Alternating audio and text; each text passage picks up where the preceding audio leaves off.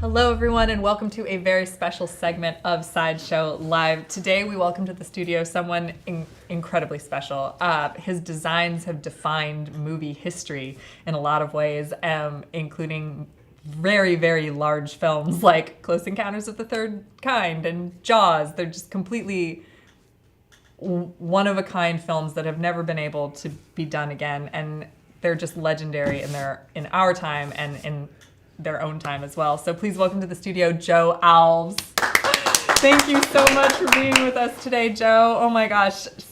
How are you? I'm good. You're good? Yeah. We were just talking about Joe's amazing jacket that he's wearing. Oh, you want to see the back side? Yeah. Can What you do I show do? them? Stand up yeah, to you the can round? stand up and show them the back. It's a Jaws 3D jacket because among your many credits, one of them is directing Jaws 3D. Oh, yes. That's, 3D. That's fantastic. What a problem. So Joe, where did your career start? How did you go down this path of production design? Oh, well, if you want to start way back. We can. When I was in art school, I was my second year of art school. I think I just turned 19 and I needed a summer job, basically. And I'm from the Bay Area, so I didn't want to move back, for the summer to go back home. So I wanted to find some work in the summer. And a friend of mine said, "Oh, my wife's father works at Walt Disney. Maybe you can get a job there."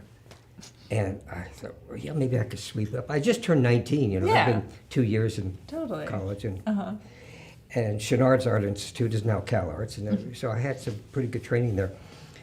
Anyway, he just happened to be the guy that did the hiring for the artists. Oh. So, you get hired as as a trainee, then an in-betweener, then a breakdown artist, and then if you're years later, you become an assistant art animator, and then an animator.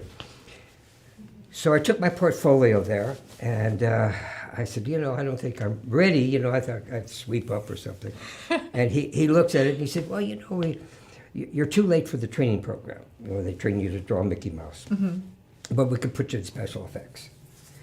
So, okay, so I got this job. I go in this room, and there's this woman there. And I said, what do I do? And she says, there's this glass table that spins around, and 3 holes in these papers, and you put it in.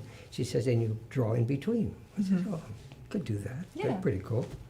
So anyway, she's working for Dwight Carlisle. So she's a breakdown artist. She's working for Dwight Carlisle, who's an assistant animator, and he's working for Josh Metter, who is he did the Night on Bald Mountain for Fantasia. He did the fire in Bambi. Dwight is the premier designer for special effects. So I'm showing how to, she shows me how to do it. After a couple of weeks, she says, oh, I have to leave. You work directly with Dwight. Oh my God. So I skip, After about a month, I'm working now for the assistant to the biggest, And they have a contract with MGM to do this thing called the ID for a movie called Forbidden Planet. And so now I'm drawing this. Now the ID is going to be done. They don't want ink and paint. They want to photograph it in color, a red and blue. They separated the colors that way. So we have the intensity of the inside would be red and the blue. Oh yeah. So we have to do 2 layers to every frame, and we're working on Technoscope paper, which is this big, so it's really hard to flip. So now I'm assisting the assistant of Josh Metter, and after a month he has to go to the hospital. So now I'm assisting Josh. And I'm this 19-year-old kid drawing the ID for Forbidden Planet. And I'm handing out work to other people. So I become assistant animator after, about 6 months. Oh my gosh. And that's how I started. And what's funny about Disney at that time, I'll never forget this, because I'm working on Sleeping Beauty, and I'm doing a little... Sorry, you're working on Sleeping Beauty. What?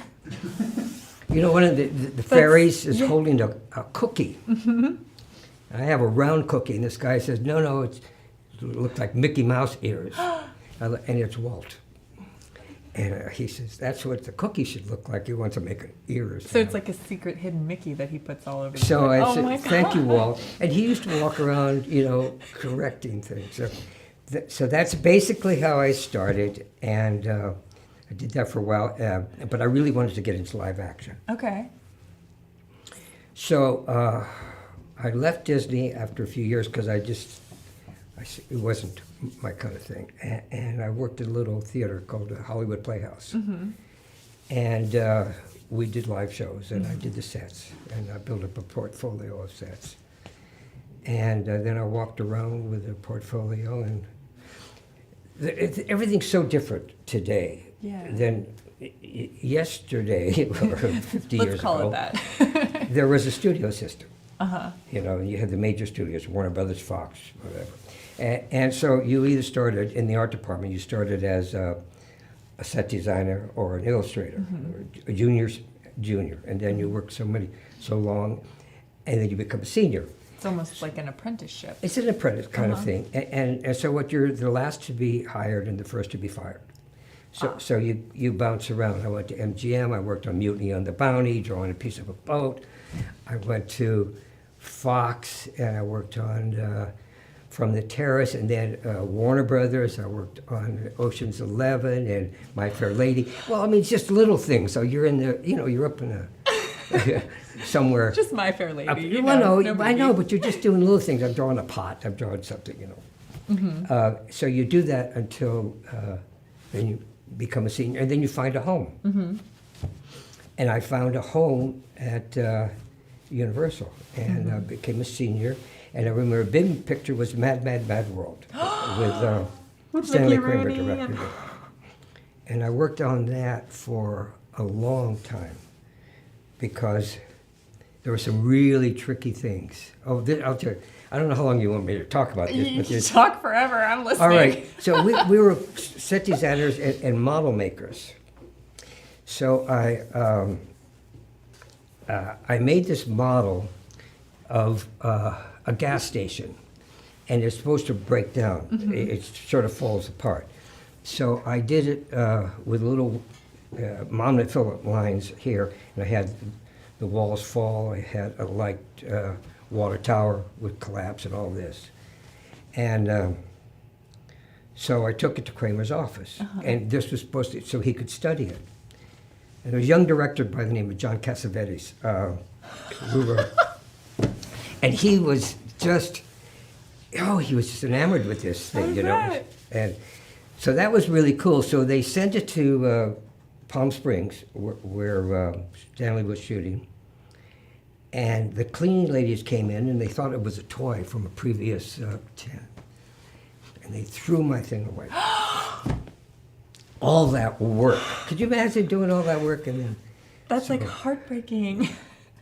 Oh my gosh. But basically my next step I wanted to become an assistant art director. Mm-hmm. And it was all studio systems. So you got your work from the head of the art department. Mm-hmm.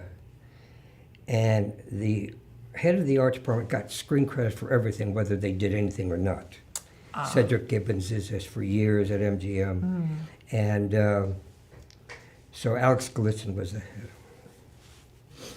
So briefly, what happened, I'm in the drafting room, and some guy comes in, and he got the wrong door. He was supposed to go to the head of the art department, but he ended up into the drafting room. And he yells out, does anybody know what a Lotus car is? Well, I happen to be racing cars, and I said, a Lotus 7, Lotus 21, whatever. Oh, you know that? I said, yeah.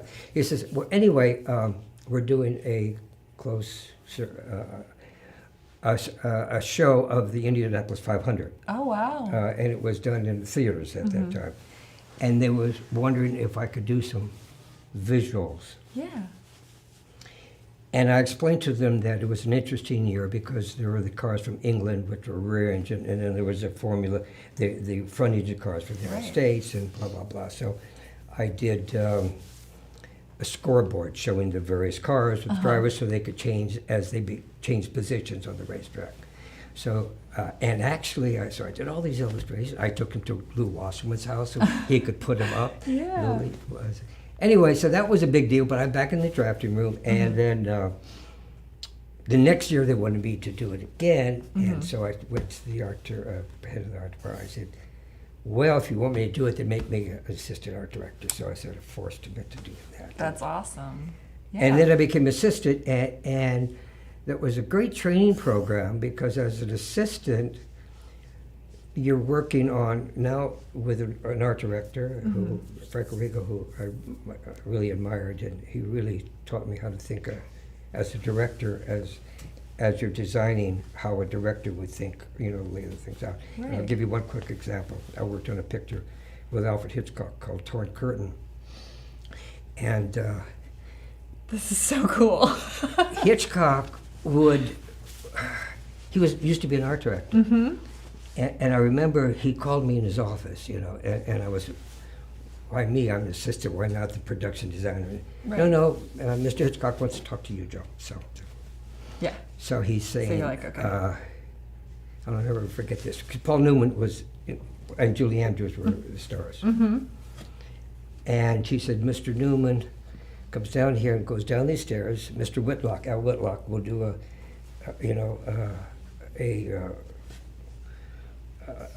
effect shot, and then you come over here, and then he walks over to the desk, and then he leaves. I said, well, what about the reverse shot? What about the... No. As I said, he comes here, goes here, and that's how Hitchcock worked. Mm-hmm. We would build half sets for him. Mm. He wasn't one of these directors that want everything, then couldn't figure out what they were going to do. He had everything planned. And I'll never forget that because the economics of making movies is sometimes you build so much that you never use, because the director doesn't know what the hell he's doing first, and they just, well, give me everything, then I'll see what I want. Where Hitchcock would make that decision first, and so that was a great learning period. Absolutely. Very cool. Anyway, I became an art director. I did a series called Night Gallery. Remember that, Rod Serling? I love Night Gallery. I was going to say, yeah, Jeff here remembers that. Rod Serling was a really cool guy. Yes. And we had so many sets, probably sometimes 20 sets a week, because we had sometimes 2 or 3 different episodes with different directors. I'm running around showing them sets. I've got, some Schwartz, John Badham, and this kid called Steven Spielberg. Yeah, that kid. Yeah. And so I got to know some really good directors, or will become good directors. So Night Gallery, I did 3 seasons. That was probably a great experience as a designer, because you had to first think. The directors didn't have time to tell you how the sets were going to be. Right. You just either built it or you found a set and revamped it, and you said, the guy comes in here, he goes over here, and they would deal with it, Yeah. Some better than others. Schwartz was incredible. I would show him what I had, and he'd find a way of doing it even better than I thought. And so when they fired the first director on Jaws 2, I brought him in as the director. But so anyway, Night Gallery was incredible. And I met this young director, Steven Spielberg, and we did a couple of television shows called A Psychiatrist, which didn't last long. And then there was a movie called Sugarland Express. Yeah. And that was his first movie, and my first feature film, basically. Wow. I did some television movies. So then that led to working on Jaws eventually. Jaws is quite different. Yeah. Okay. How did Jaws work? Okay, I'm a studio guy. Yeah. You make it scale, but you have a regular job. Pretty much all that was away until the 70s. The studios started to break up. Then you had to go out and look for your own work. So David Brown and Richard Zanuck were the producers on Sugarland. They're huge. I mean, they did big pictures. And Dick actually was the president of Fox at one time until his father fired him.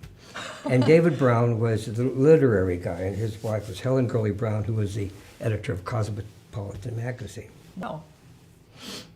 So I'm doing a thing called Double Indemnity. It's a remake of a film. It's a television movie, you know. But there were a lot of standing sets and locations, so I had a lot of time. And David calls me, and he said, Helen is reading this book, and she likes it. She thinks it might make a movie. And I wonder if you could do some illustrations so we could sell this shark movie to the studio. Uh-huh. So he says, I'll send you the galley sheets. Now, they didn't have a charge number, so they couldn't pay me. But I had plenty of time in between. So he sent me the galleys, and I start going through the galleys, and I find shark activities. Mm-hmm. Whatever had a shark in it, I drew in charcoal. I still have the originals. Yeah, and then you have a book on design of Jaws, and some of them are in this book. Yeah, Ben Gardner gets eaten. Well, he doesn't in the movie, but he doesn't in the book. We swallow him pretty good. He's the guy you see the head later. Yeah. In the movie, just the head. So, they thought it would be inexpensive little shark movie. Inexpensive little shark movie. Yeah. So I would go to Spielberg. I liked Steven, and we had a good time with Sugarland. And I'd go over to his cabana, and I would say, "Look at I drawn the shark thing and everything." And he said, "Oh yeah, that's cool." He says, "I'm not quite sure what I'm doing. I want to do a pirate movie," but they hadn't hired Steven yet. They had some other guy that they were thinking about, but he kept calling the shark a whale, and they said, "This guy doesn't know what he's doing." So. We have a meeting with all the department heads. As I said, we would have department heads, head of camera, editing, effects and such. So Marshall Green was a head of production. He was the guy.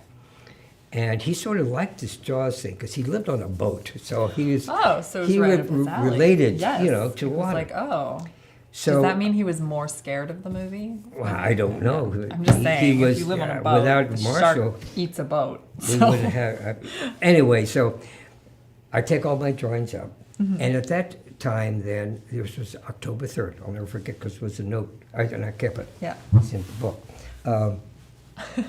I go to Marshall's office, and Spielberg was now being considered as the director. Awesome. Which was great because he's my buddy, and. No, we could communicate well. When you work well with someone, you want to keep doing it. Well, he was about 10 years younger than me, but he was very enthusiastic. Yeah. And so in Marshall's office, we have all these departments and heads, and I start showing these sketches. The shark does this, the shark does that. And Stephen and I, we had seen... Old Man in the Sea, and there was a terrible phony marlin in the movie on a backdrop, and he said, "God, that looks so bad." It was a good movie, Spencer Tracy. Our shark would be full-size, 25-foot shark in the real ocean. No tank, no backlot stuff. Full-size shark. Okay. Well, I explained that. That's what we want to do, 25-foot shark. And the Marshall looks over the effects guys and said, "What do you think?" And they said, "We can't do that." That's never been done. Right. Yeah. I mean, we'll do it on the lake and we'll do it with a backdrop, but it's never been done in the real ocean. Besides, if we even tried, it would take a year and a half. Besides, we have bigger movies like the Hindenburg that we're working on. Right. And Marshall got a little upset, and he said, "Jaws could be a bigger movie than the Hindenburg." And everybody laughed, This shark movie's going to be bigger than the Hindenburg? But, I mean, I haven't seen the Hindenburg. The Hindenburg. I've seen Jaws. No, I haven't seen it, but I've seen Jaws every year. It's a big balloon that blew No, I up. know what it is. I just haven't seen anyway, anything about it. So everybody's Chuck. Oh, he's going to be bigger than him. But no way. Anyway, everybody's leaving, and I'm collecting my papers, and I start to walk out. Marshall calls me back, and he says, "Can you get the shark made?" And I'm thinking, why not? I mean, You know. Yeah, why not? Okay. He says, well, take it off the lot. Now, that was never really done. Everything was done pretty much in-house. All the effects, everything was done Warner Brothers. See, it was like when MGM farmed out that to Disney, that was unusual, but they wanted, Yeah. So he said, just take it off the lot and find somebody to build it. And so in meantime, I had to study about sharks. I went to various places and learn what a Carcharodon coccarius is, which is a great white shark. Yep. And I met this guy, Leonard Campagno, who was an expert on sharks. And I started researching that the perfect white shark is 12 feet long. Then they get girthy. Okay? So talking to Stephen, if we doubled that, made it 25 feet, but kept it streamlined. We didn't want a fat shark. Yeah. And, not a lazy-looking fat shark. Yeah, So, I mean, this shark is very active. yeah. Oh my gosh, there's sharks behind me. Sorry. Yeah, well, yeah. Anyway, so I was very fortunate. So in the book, you'll see a piece of sculpture I did, Find it. about 4 feet. It's towards the front of the book. Okay. And it's, let's see. Anyway, so we were going to make it 6 times bigger than that. And then I needed to find somebody to build this thing. And I looked around and I took it to, Is it this? no, that's Greg Nicotero, and he's pretty well known. He's doing Anyway, you want me to find it? Yeah, you can find it. All right, so while I'm doing this, anyway, there he is. Oh. How about that? I was going like one page at a time. And while you have that open, so I'm getting people, and I found Bob Maddy, who had done the giant squid for 20,000 Leagues Under the Sea. And he was at amazing. Disney for years, and he retired. So I started to put together a crew.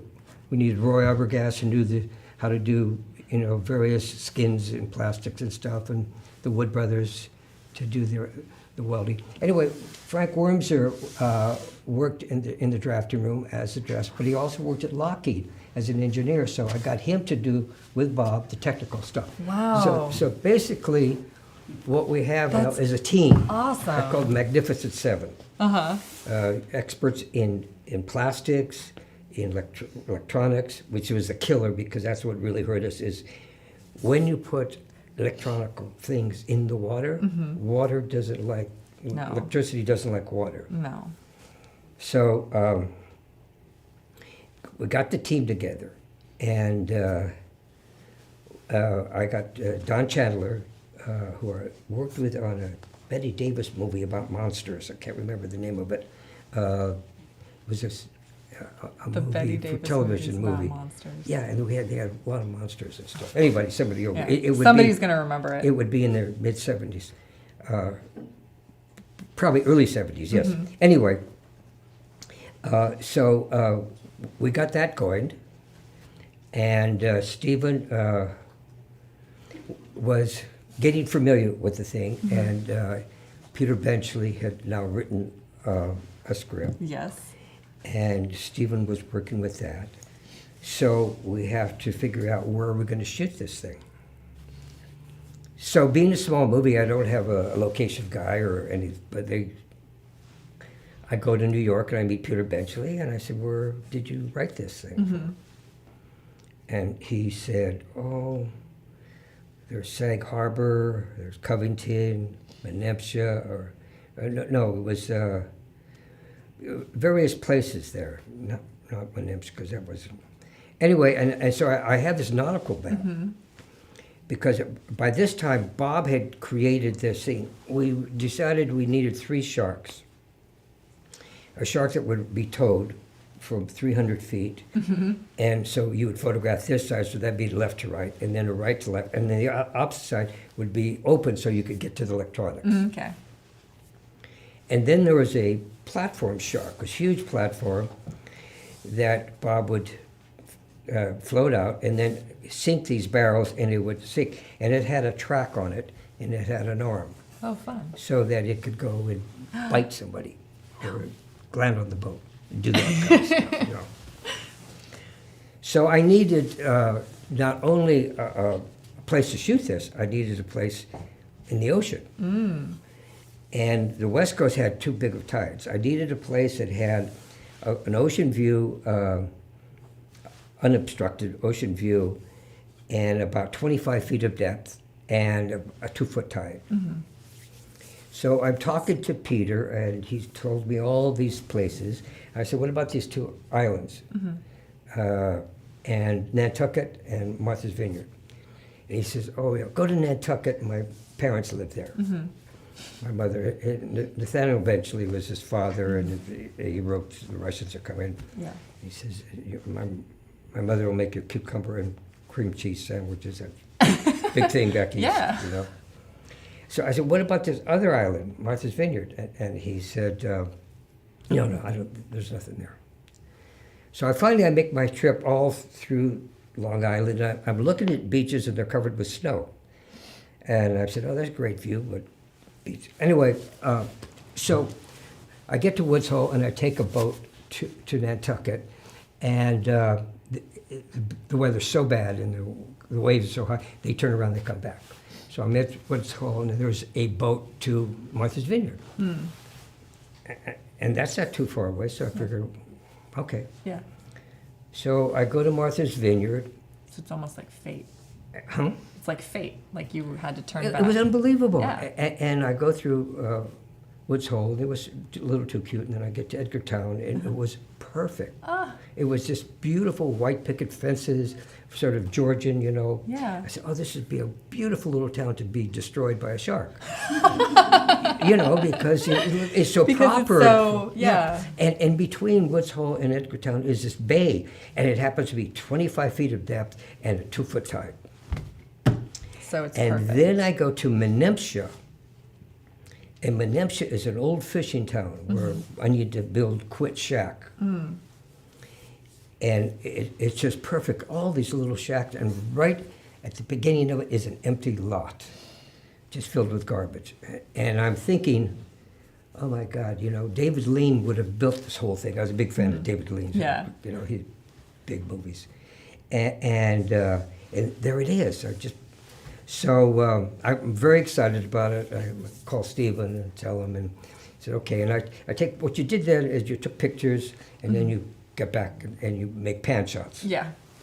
And No so... iPhones would just... It's, iPhones just do that now. Oh, I've changed? Yeah.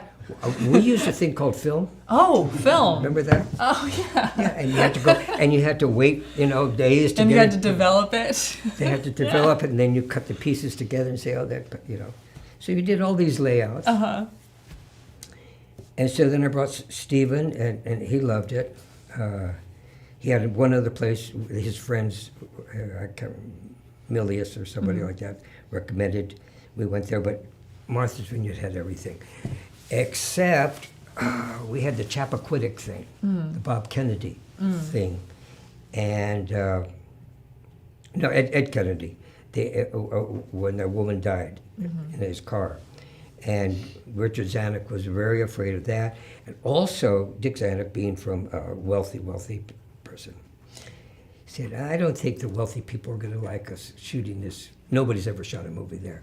And you've got people living there that are, you know, Yeah. Walter Cronkite lived there, I mean, Barbara Streisand, all these. Yeah. So Bill Gilmore was production manager, and Stephen, and I took a painter and a carpenter. That's all the crew I had. And what we did is we hired all the local people that weren't wealthy that needed work. So now we have those people, and Stephen went and he put in the mayors of these various communities in the movie.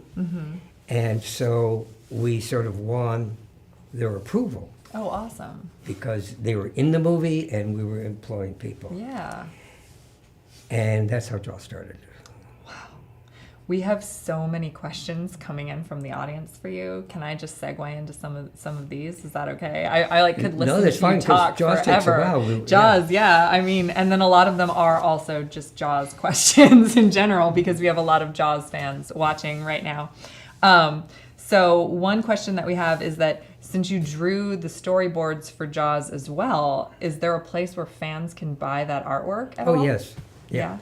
Joe Alves movieart.com. Oh, it's like right on the bottom of the screen. JoeAlvesMovieArt.com. And that book will be on sale for a short time at a very reduced price because Titan has purchased it, and they're coming out with a different cover with another 50 pages. Oh my gosh. And that'll be in the spring. So then this is a special... Well, this was done primarily for Catalina Island last year. Right. We also have a question about that. Tell us about because they had Catalina. a show there for April to September, and we provided that. And Greg Nicotero, who's a big Jaws fan, it was great. You walk into the museum, and there's the Jaws exhibit, and there's my storyboards and Frank Wormser, and then there's a shark head that Greg accompanied me, and then you walk around, and there's the 3 characters standing on the stern of the boat, and they're so real. Well, you guys know how real they are. Yeah. They have hair on their arms, Yeah.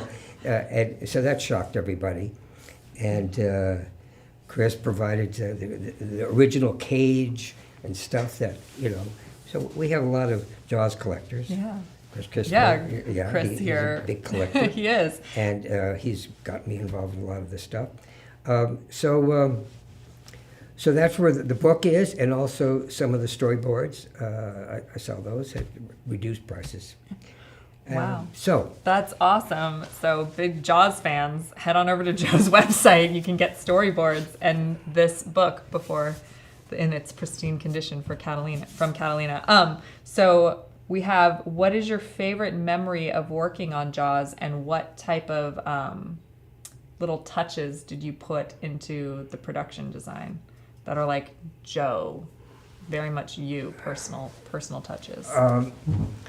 we try to do a lack of color, a lack of red. Unfortunately, when a little kid boy ran out, he had a red bathing suit, and it just freaked me out because I told Stephen, it's red, and we don't have another suit. You try, and so I painted everything off red. So that when we saw the blood, it would be really powerful. We hadn't seen red in the movie before. The cabanas were sort of all orangey. The Quid's boat was sort of a maroon stripe. So we try to stay away from red. But the little Kittner boy that gets, in fact, he's on a raft later after they established. I directed that sequence because Stephen had already left where the shark eats the kid on the raft. But the touches were basically, it was a different job doing the sets, designing the sets, that was it. But I was coordinating between Bob Matty and Stephen and working on the storyboard, shot by shot by shot. And here's something that I have to clarify because I get so upset when people say, well, the shark didn't work. And I said, if it didn't work, why was people so scared? I want to just explain this. Let's go back to the year and a half to make the shark. I got the crew together. Yeah, if the shark didn't work, there'd be no movie, guys. Yeah, the shark clearly worked. But they start off with that. No, the shark didn't work. November, probably Bob got his crew together and started to, build something. November of '73. The book came out in February of '74, and it was such a big success. The studio said, "We're going to start shooting this in 2 months, April, May." Wait a minute, what happened to our? So these guys are working night and day to get the shark to work. And it's never been done. And they hadn't put it in the water. They don't know what was going to happen to electronics. Right. And so I would go to Stephen, and we would storyboard these things out. I would rough it out as I talked to him, and then I'd go back and do more finished drawings. And I said, okay, we're going to try to use the left or right shark today. If it works, shoot it. If not, it's a test. And so that's the way it went. And sometimes it didn't work because they were still testing it. Right. And so when as we went over schedule and over budget for a lot of reasons, it was all the shark's fault. Well, I mean, the shark did destroy a whole town and eat a lot of people, so it's okay to blame him, I think, every now and then. Anyway, I have to be a protector of the shark. Yeah. and now that's kind of your job to this day, because you're working Yeah, on because I hear restoring this. Bruce. I did an interview with somebody, this television thing. Oh yeah, and the shark never worked. What? Then why is there a movie, guys? I know. There would be no movie if the shark didn't work. The Yeah, it's shark very- clearly very- very worked. It's why we're frustrating. all terrified to go in the water. Come on. Anyway, so is there more Jaws stuff? Oh, there yeah. are a few other movies, but I mean, there is more Jaws stuff, but we also have a couple. One question, JJ is wondering, Mr. Alves, do you plan to write a memoir at all? Oh yeah, of course. Because with all these stories, it's No, like, what happened is Dennis Prince, who did this book, and we did a little book called Close Encounters of the Third Kind. yeah, And just a little. we did have a showing of that in Catalina Island. Good friend there who runs a museum, but that was self-published. But when we flew back from, we were in Kentucky, Louisville.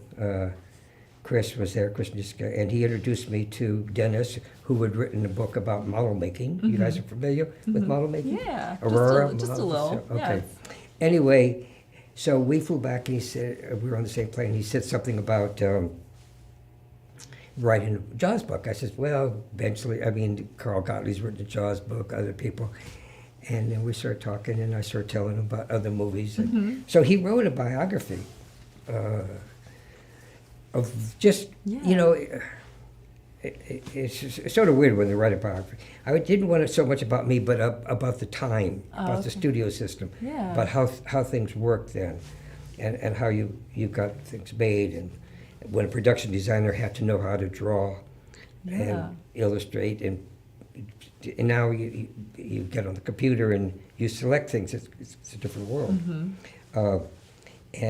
So what I wanted to illustrate, like in Close Encounters, is we used to build like a whole mountain for 7 stories on rollers that Breitholtz climbs up, and now it would be green screen. Right. So we would build these sets. We built the set was like 2 football fields inside. Anyway,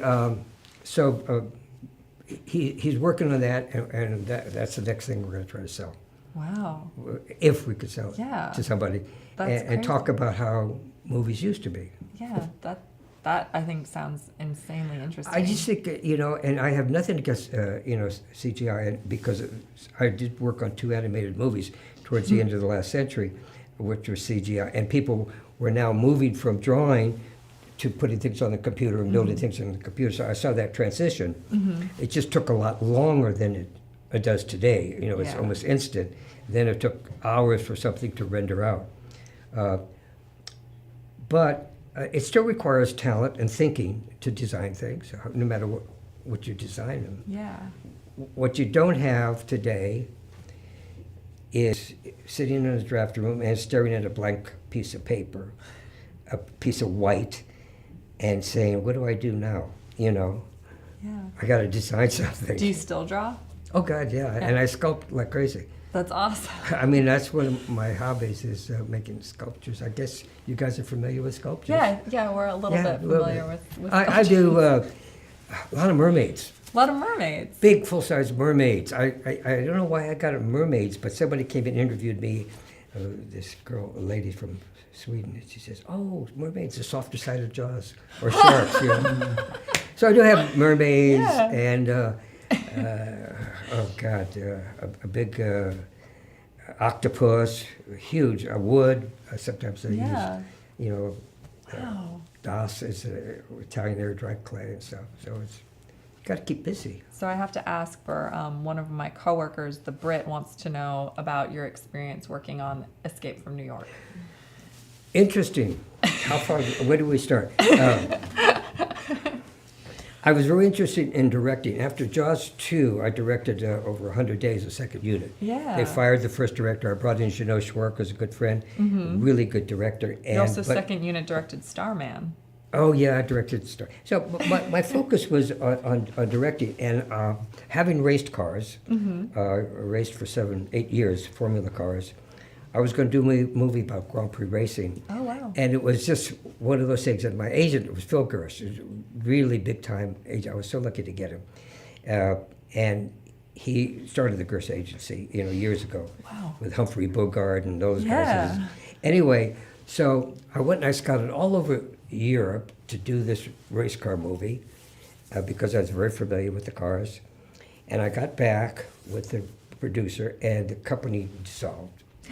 Oh, no. So then that was a rough week, and then the next week my father died, and then I went to these, I don't know, and Phil says, you got to go back to work. You got to design a movie. And I got these young people I want you to meet, John Carpenter and Deborah Hill. And they had made Halloween and, small movies. Yeah. I'm coming off big movies, and now they're working on, and they're going to do this much bigger movie for them, a few $1 million, Escape from New York. So I met John, who's sort of a laid-back guy, and Deborah, who was go get it kind of thing, So briefly, it took a while because I'm like, I'm sort of a workaholic. I mean, you got to get it done. We need a bridge or we need a wall. But maybe we could find a bridge nobody's using. I could build a wall, or do we find a wall and put a bridge?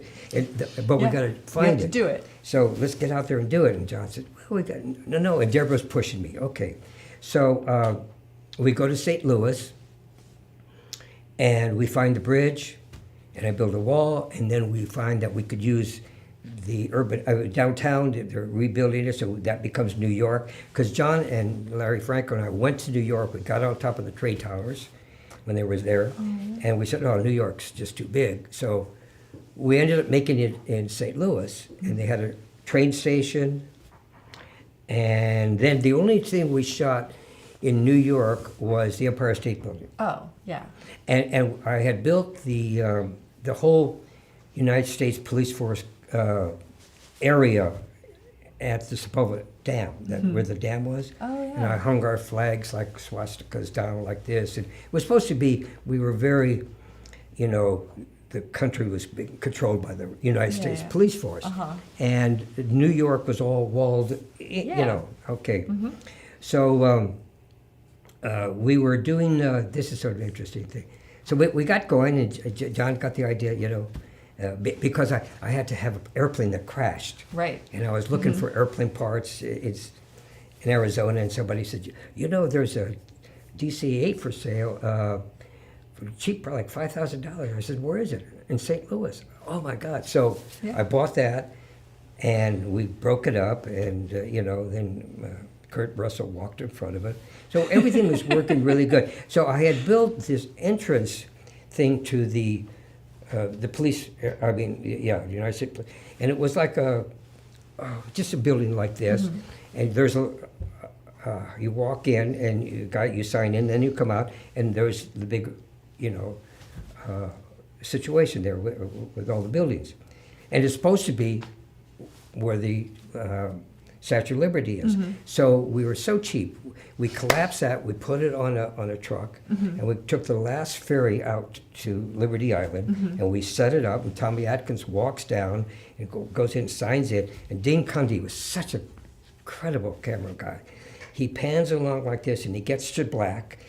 He turns off the film, measures everything. We ship it back to L.A. He puts it back, same section, continues on, and we're in L.A. That's amazing. It was amazing. It was it was fantastic. That's amazing. So the next thing that was sort of interesting is we need special effects. So I go to John Dykstra, who did a little picture called Star Wars. He did the effects for Star Wars. And that John guy. and I had become friends for something. And so Deborah goes out, they're too expensive. We can't afford them. So I just happened to have a party. A friend of mine who was directing something, having a party, and he had this young illustrator that was working for him, and I was talking to him about it, and he said, well, I said, it's so expensive. He said, well, why don't you come over to our place, Burley Harper? We could do the effects for you. His name was Jim Cameron. He had, and Jim was working for Roger, Yeah. And so Jim did all our effects for stuff. And then he ended up doing some movies. Yeah, he did a couple. He did one about a boat. Yeah, Yeah. highest gross, and then like the highest grossing movie But of all time. he was a Just very couple of those. confident young man. Yes, obviously. Yeah. Wow. And so that was, I think, an interesting part of Escape from New York. That's fantastic. Is, that happened. Um, Anyway, Yeah. Joe, looking back, if you had access to CGI, would you have wanted to use it? oh, that's hard to say. You use whatever tools you have. Right. Certainly, yeah. What we did, Doug Trumbull was the effects guy. Mm-hmm. He did something like Space Odyssey, Yeah. little movie. Yeah. The small little. And he was doing front projection, huge, 125-foot front projection screen. Right. So, and he was shooting in 65 millimeter. So because when we were losing a generation, we'd be back to 35. Somebody at that time said, we don't have to build this stuff. We could do it CGI, but it took 72 hours to print out one image. Yeah. So that idea didn't work. Yeah. It was coming around. You use whatever you can. You build things because that's the way we did it. Right. Yeah. Do you like watching movies and enjoying the effects part of them? When I watch a movie, I try not to think about that stuff. I try to lose yourself. Well, I get like 100 movies a year for the Academy to vote on, and so you're consuming a lot of time. If it's an effects movie, if it's up for effects, then I'll try to focus on that. But basically, I like to divorce myself from that. Yeah. And it's like what's the movie that won Black Panther? Black Panther. It was visually very, very exciting. I thought, Yeah. and so I was very impressed with that. But I liked small movies. I mean, I liked the Green Book and things like that. Yeah, that's awesome. Joe, since you're a race car driver, what is your favorite car? I've been It's like fortunate. rolling up his sleeves. It's like, this is it. I'll give you a quick, I started when I was a kid. I got an MG and then an Austin Healey, and then I bought an Aston Martin, and then I bought a Ferrari California, and then I've had two Maseratis, and now I just have an SUV. I'm so excited. So you went, and now I just have an SUV. Well, no, it's funny because I sold this Maserati. I mean, the Ferrari California. It was the same one, or similar. They only made a few. Ferris Bueller's Holiday. It was that beautiful little Ferrari. And I wanted to buy a Formula 2 Brabham. And so I sold that for like $5,000, bought the Brabham. That Ferrari is now worth $5 million. It's like, why did you sell it? Yeah. Why don't you know all these things in the future? Yeah, why don't you Yeah. have you worked on science fiction films, why don't you know the future? Yeah, well. Anyway, so, again, I've been through a lot of cars. I did race. It was fun. And now, I don't know. Yeah. Just. And then this is kind of a good question to wrap up. What advice do you have for someone who is looking to get into production design? Well, I would suggest, first of all, to learn how to draw. Yeah. Because there's so much information on a computer. Right. Put the computer away. Get a piece of paper or draw on your computer. But start to create from nothing. Yeah. Don't always reference everything to what exists. I remember doing a movie called Starman, and we needed a flying saucer. Uh-huh. And I wanted to do a different kind of saucer. You know what I did? Is I had a cue ball chromed. Oh. And I said, what it is what it reflects. Oh, okay. So that if it's coming down here, it reflects up here. As it gets closer to Earth, it reflects the Earth. So it's a non-existent, but it's existing sphere. But ILM didn't do it that convincingly. I gave them the cue ball, but they, no, we'll do it our way. But so sometimes they could be extremely, like the spaceship that came down on Close Encounters. Yeah. And like a lot of stuff you see, you guys are is very, very complicated, or it could be as simple as a cue ball, chromed. Yeah. but you have to start It's from just that all blank reflects. slate. So Yeah. so the thinking process is just, you start sometimes with nothing, draw. So that's awesome. Thank you so much for being on the show today, Joe. This has been, I could listen to you tell stories forever. This is fantastic.